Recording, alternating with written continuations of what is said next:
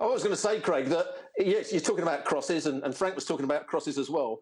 But at Inter, he scored a lot of his goals when balls were rolled into his feet and he was turning defenders or running just down the side of defenders and getting shots away. He was dynamic. He was good with his back to goal. It wasn't just about crosses. So if you're not getting crosses in, then you have to create space in the midfield areas so you can roll balls into him, so he can get himself turned. So he's not coming back towards the ball. He's holding the defender, getting himself turned, and the next one is a strike. That's how he scored most of his goals for Inter, and they're not really using him in that sort of way.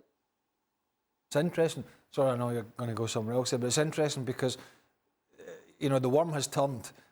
I'll give you a Carabao Cup final, fine, for Thomas Tuchel. But really, do the Chelsea fans deep down really care about that? Or an ownership really care about that? Or everybody now looking at Chelsea's league form, Chelsea's league position, as Frank mentioned, is, I wouldn't call it vulnerable yet, but it's not far off it. It's not far off it. And Tottenham have 4 games in hand.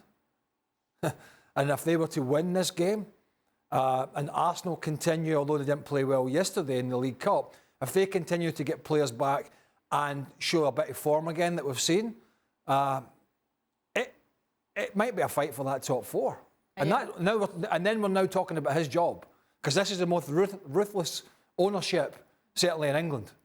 And this worm has turned so fast, and we're going to find out if Thomas Tuchel can fix this downturn with coaching. And don't give me the tiredness, because all these teams, apart from Burnley, all these teams have been playing, right? It's not about tiredness, it's about team selection, and it's about performance. And Robbo's actually gone for a draw in this game. How much of that is down to Conte's Premier League record with this side, Robbo? Or is it because of that bounce that we might see because of the result against Leicester?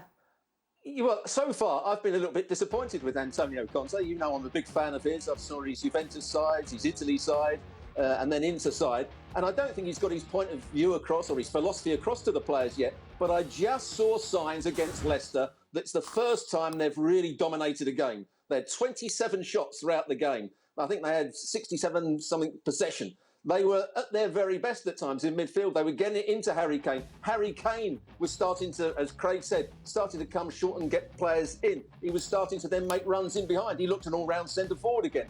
And they started to have a good understanding. And that's what I saw in that game against Leicester. And I just think Conte is now getting his views across to the players. And that's good news for Spurs.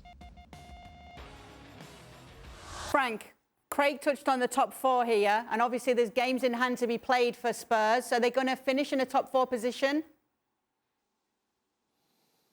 Well, we talked about that the last show that I was in. I think at first, and I think a month ago or 2 months ago, I said West Ham would have a better chance, but they lost so many top players in their team that I think I have to review that. And Tottenham seems to be the best team of all 4 that we see on screen. Thanks so much for watching ESPN on YouTube. And for more sports highlights and analysis, be sure to download the ESPN app. And for premium content and live streaming, subscribe to ESPN Plus.